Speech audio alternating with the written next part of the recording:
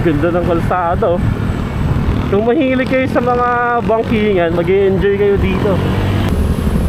Muntik mo na makita sa San Pedro. Guys, yun ang wag na wag yung gagawin talaga. Napakaganda talaga ng view dito. Ang sarap tignan. Wow! Grabe, napakaganda. Putang ganda. Wow, grabe yung curve. Tapos sobrang tirik. Oh, semplang. Guys, may nakaksidente po siya. Sakto paglagpas namin. Ang ganda tignan ng liwanag sa harap natin, no? Lalo dito sa video, ang ganda. Ang ganda tignan.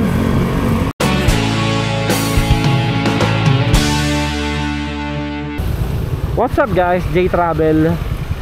Mula dito sa Dinadjawan Beach, Dipakulaw, Aurora, babiyahin naman tayo ngayon papuntang Tayug, Pangasinan. Tansya ko aabutin ng mga 4 to 5 hours yung biyahe. Time check natin ngayon 1:27 PM. Tignan natin anong oras tayo maaarting ng Tayug. Kung kahapon yung papunta tayo dito, dun tayo dumaan sa Bungabon to Baler. Ngayon naman dadaan tayo sa Maria Aurora, pagod ng San Jose City. So tara, biyahe na tayo. Let's go!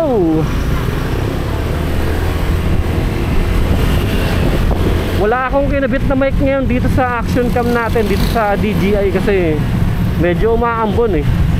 Baka mamaya biglang umulan ng malakas, babasa yung loob ng camera natin, baka masira.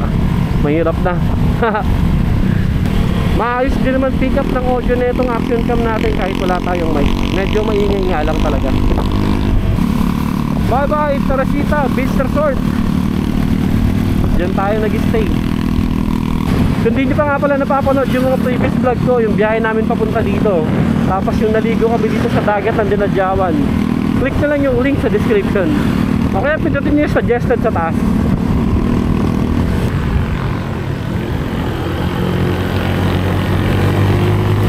Oo siya, naka-short nga pala ako. Naka-short ako, kailangan ingat tayo.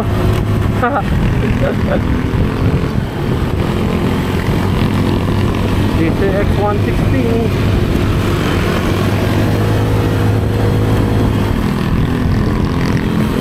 Honda ADV 150. Shout out po sa inyo.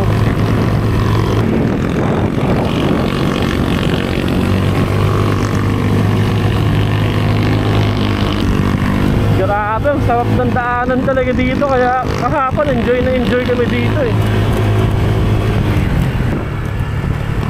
Ganda ng kalsada oh. Kung mahilig kayo sa mga bangkingan, mag-i-enjoy kayo dito. Pero syempre, dahan-dahan lang kayo.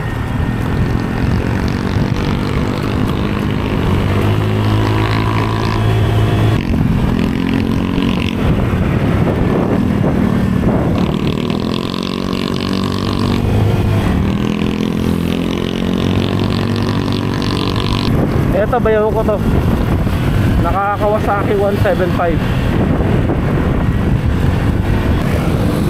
Lalim ng curve.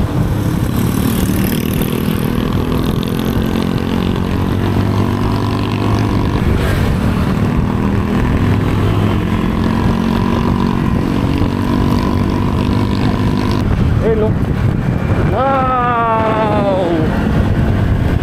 Danilo-Dodo. Ganda ng kabundukan talaga. Nakakalula tignan. Nakakalula sa laki yung kabundukan, pero napakaganda.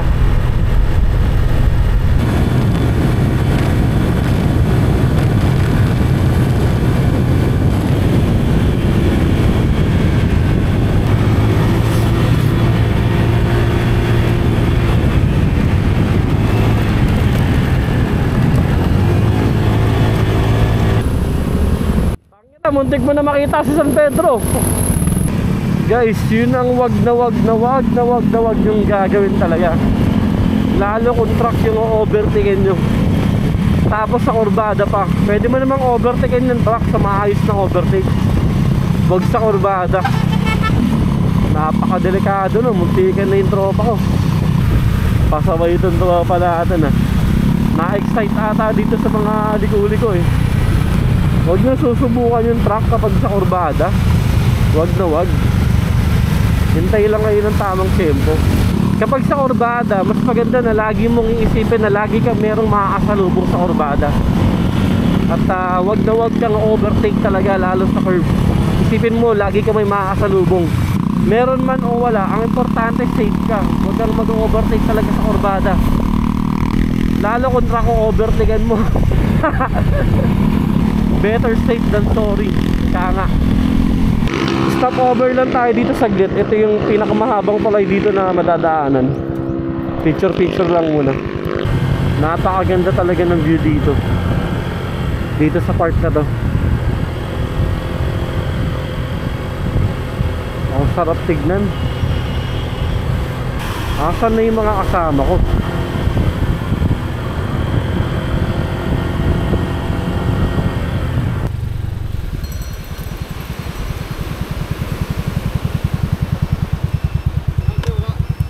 Amper Beach Coastal Road dito sa Baler. Ito nga pala yung service natin na ginagamit ko ngayon, Honda Click 125 version 3. Yan, kumbaga ito yung unang long ride na gamit natin to eh. Ang sarap nang gamitin kasi komportable, tapos tipid sa gasolina. Yung power, para sa akin may power din naman talaga siya. Galing ako sa Mius 40 115. Ito naman 125. Ramdam ko na malaki yung power niya kaysa dun sa 115. Full pack tayo ng kargahan ngayon eh. Ito, dala natin yung tent ko. Ito yung sa compartment ng motor. Ayan, punong-puno. Isa sa nagustuhan ko dito Honda Click, ang laki ng lagayan ng gamit dito. Kaya ang dami kong gamit na nailagay. Yung bracket natin, DC monorack. Lifetime warranty ito, kaya ito pinipili ko lagi. Ang bili natin dyan 1.1. Itong box natin na to, ang dami ding lamang gamit nito. Yung mukha nitong Honda Click version 3, para sa akin kahawig siya ng mga robot na Evangelion. Ewan ko kung familiar kayo dun sa cartoons na yun o anime. Yung Evangelion na cartoons, yung robot na may tao. Feeling ko ayun yung kahawig ng Click version 3. Nag-iisip ako ng ipapangalan ko. Putang ina. Kala ko malalaglag ako ron eh. Ang taas na ito. Simula nung nakuha natin to ng February 28, ang tagal ko nag-isip kung ano ipapangalan ko dito sa bago nating service eh. Pero yun nga, napag-isipan ko, yung Mio Sporty ko dati, ang pangalan nun talaga White Saber. Hindi ko lang gaano sinasabi yun sa mga videos ko kasi parang medyo nababaduyan ako sa pangalan na White Saber. Pero yung nakuha namin yun ng 2013, ang una agad na pumasok na pangalan nun para sa akin, Mio Sporty White Saber. Tapos syempre naisip ko itong Click version 3 naman natin ngayon, kulay blue. Tapos pumapasok sa idea ko na nakahawig siya ng mga robot dun sa Evangelion. So ang ipapangalan ko dito, Blue Saber Unit 01. O di ba? Meron na tayong pangalan ng motor natin. Papakabait ka, marami pa tayong lugar na pupuntahan, okay? Iingatan at aalagaan din kita syempre. Ang sarap tumambay dito. Motor natin. Tapos tambayan natin. Ito nga pala yung mga kasama natin. Papakilala ko ulit sila sa inyo. Si Buboy, si Andy, si Kuya Sandy, bayaw ko. Ito yung service niya, Kawasaki Barako 175. Ito naman kay Buboy, Mio Salty. Ito naman yung kay Andy, Mio Sporty. Bye bye Amper Beach. Hindi ko alam kung kailan ulit ako makakabalik dito sa lugar na to eh. Bahala na. Sulit yung biyahe natin pa Dinadjawan Beach, Dipakulaw, Aurora. Ngayon pabalik na tayo. Pero yun nga, hindi pa tayo nito didiretso pabalik ng Metro Manila. Ngayong gabi dun muna tayo mag-i-stay nito sa Tayug, Pangasinan. Kasi bukas Sabado baka gumala kami sa Pangasinan eh. Bahala na, tignan natin.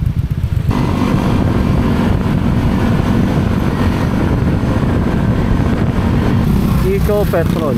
Ito, dito sila papagas. Tropa natin, nalilista niya mga utang. Dapat nagas ko na eh. Kada pagas na nalilista niya. Time check natin 3:20 PM. Ito, kakanan tayo dito. Ayan yung petrol. Yan, Baler, diretso Maria Aurora, kanan tayo. Grabe, ang ganda ng view. Yung kabundukan sa harap natin, oh, napakaganda. Wow!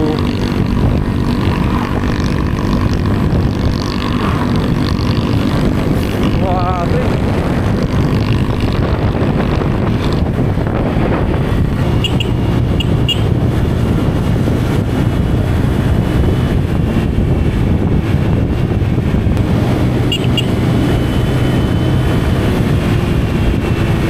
Taas ng kalsado.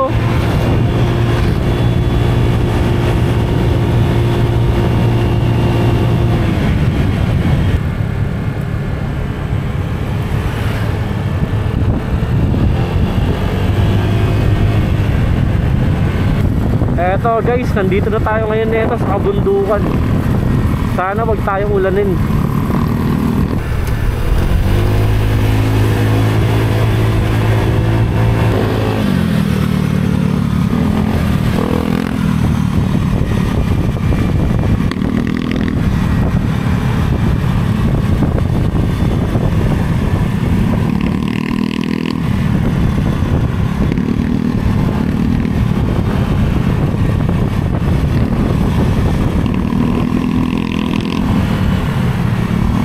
Akyat baba yung daanan pala dito.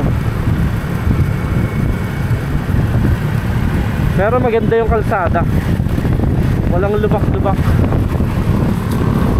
Etong Honda Click, ano, uy, tangina, kakasabi ko lang walang lubak-lubak. Ayun, nalubak tayo, napuwing kasi ako eh. Marami.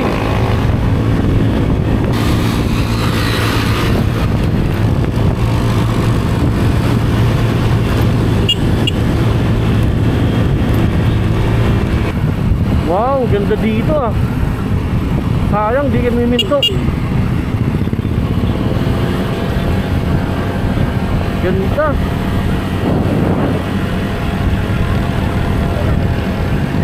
Wow. Grabe, napakaganda.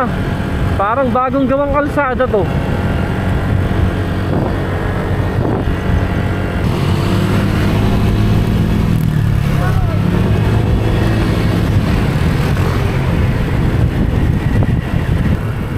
Wow, yung lalim. Lah, putang ganda. Si Buboy hindi humihinto, sayang tanawin. Sarap sana magpicturan dito. Wow, sabi. Wow, grabe. Napakaganda.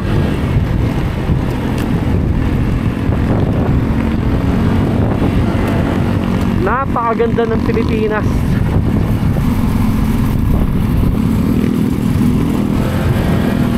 Shout out dito sa Team Aero, nakasabay namin sila.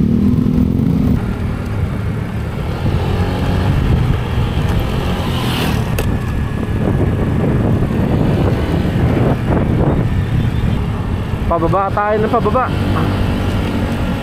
Napakasarap. Ang ganda tignan, no?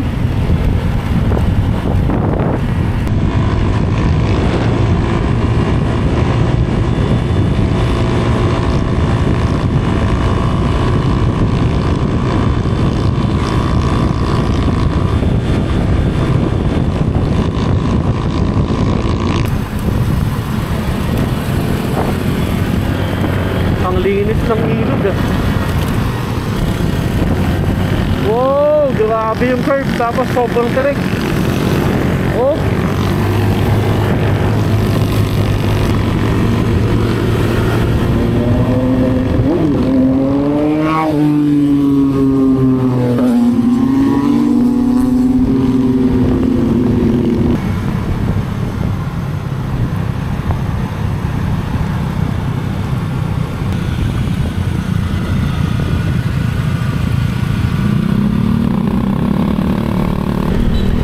nasa bayan na tayo. Anong lugar na kaya to? Pantabangan. Ayun. Eto pala yung Pantabangan. Napuwing ako. Tsaka yung tent mo malalaglag na.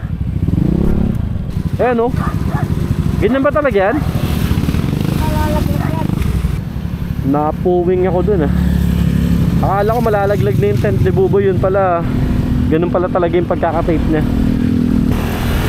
Nag-usap-usap kami at pag-usapan namin, maghahanap muna kami ng stopover, tapos magkakape muna kami.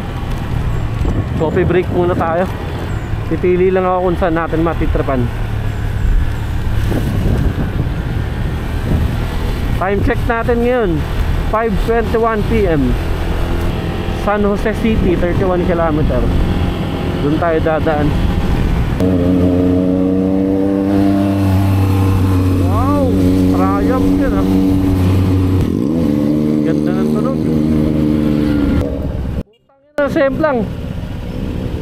Guys, puta, nakita natin na semplang. Nag-overshoot.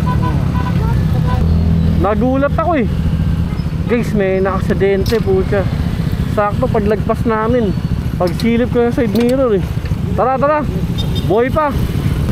Nagulat ako pagsilip ko sa side mirror. Banking kasi sila kanina, nakasalubong sila, buong banking ng sagad eh. Tapos parang yung nasemplang, nahulog sa ganito, nahulog sa baba ng espalto. Tapos paghulog niya, nag-cross yung motor, nabangga siya ng kasunod niya, nakasama din niya. Dapat talaga maingat pag sa ganitong klaseng lugar, lalo pag di mo kabisado. Tamang chill lang, huwag mong pipilitin bumangking pag di mo kaya. Bumangking ka, yung kaya mo lang. Bagong espalto dito eh, oh. Wala pang guhit na. Nagulat ako ron ah. Ingat sa'yo, Kuya Max. Wala pang pintura sa kalsada oh. Wala pang kakalagay lang ng espalto. Wow! Ganda! Swabe, napakaganda naman dito. Ang lupit ng tanawin.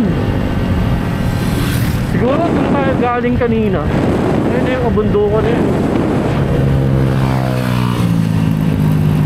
Bayan ng Rizal, Nueva Ecija. Okay guys, nandito na pala tayo nito sa Nueva Ecija, San Jose City, 17 km. Ganito pala dito. Dito pa lang nagagandahan na ako.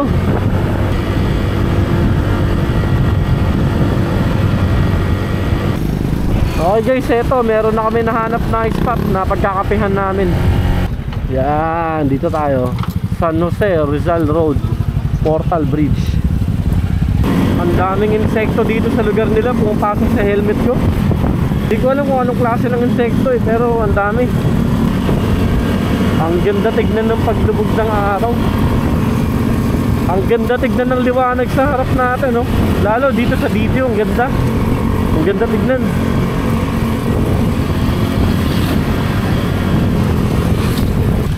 Ito yung simbahan nila dito, ang ganda oh.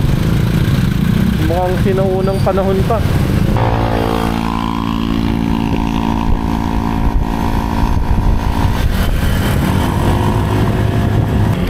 Eto, may bayan na ulit.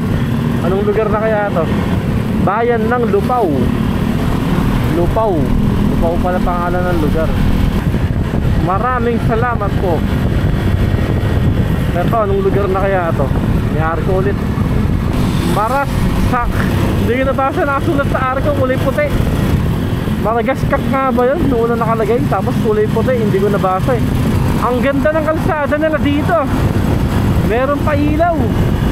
Ang ganda tignan no. Parang runway ng aeroplano. Sana sa lahat ng kalsada dito sa Pilipinas merong ganyang ilaw eh. Para kahit wala ng street light. Pero siyempre maganda pa rin kung merong street light. Rosales, diretso tayo kanan. Ito kanan na nga dito. Ano kaya yung view dito pag araw? Kulay oh. Siguro ilog to. Grabe, napakalamig. 1 bar na lang yung gasolina ko, kailangan ko na magpagas. Ang haba ng diretsyo na to. Tapos yung gas ko 1 bar na lang. Sana meron agad tayo madaanan na gasolinahan. Grabe, napakadilim dito. Buti itong stock na headlight ng Honda Click, maliwanag din naman kahit pa paano. Pero sa susunod magpapalagay din ako ng mini driving light. Kailangan talaga natin yun eh. Okay guys, nandito na tayo nito sa Natividad, Pangasinan. Ang problema, yung gasolina ko wala na, 1 bar na lang ako. Kanina pa 1 bar to. Kailangan na natin magpagas. Magkano po per litro? Sorry, 80. Ayun, sige po. Ito, buti, meron pala dito. Nagtitinda. Mga nakabote. 80 pesos per liter, unleaded. Sarado na daw kasi yung mga gasolinahan dito eh. Ate, maraming salamat ha. Buti, meron kang tinda dyan kasi pa-empty na ako eh. Naligtas tayo ni ate. Salamat. Sabi sa amin ni ate, sarado daw mga kainan ngayon dito eh. Pero magbabaka sakali lang tayo. Ito, meron tapsilugan na bukas. Kain tayo dito, hapunan natin. Time check natin, 7:56 PM. Malapit na tayo dun sa bahay ng kamag-anak ng bayaw ko. Yung simbahan na to na nasa harap natin, dito pala kinasal yung ate ko, saka yung bayaw ko. Hindi ko na maalala kasi batang bata pa ako na nung kinasal sila eh. Diretso yun tayo dun sa ano, kamag-anak ng bayaw ko. Kapatid niya ata yun. Barangay Salud. Guys, nung una, akala ko talaga pupuntahan namin ngayong gabi doon sa Tayog, Pangasinan. Yun pala, dito pala sa Salud, Natividad, Pangasinan. Nagkamali ako nung sinabi doon sa intro ko kanina. Salud, Natividad, Pangasinan pala, hindi pala kami sa Tayog. Sorry! Dito parang buki rin tong paligid natin ha. Eto, nandito tayo ngayon neto sa bahay na tutulayan natin dito sa Salud, Natividad, Pangasinan. Maraming salamat sa panonood nyo sa video part na to. Dito muna kami magpapalipas ng gabi, tapos bukas ewan ko kung saan kami mamamasyal dito sa Natividad, Pangasinan eh. Baka maligo kami sa waterfalls na malapit dito o sa kahit saang freshwater dito. Bahala na. Abangan nyo na lang ulit yung susunod nating vlog. Good night.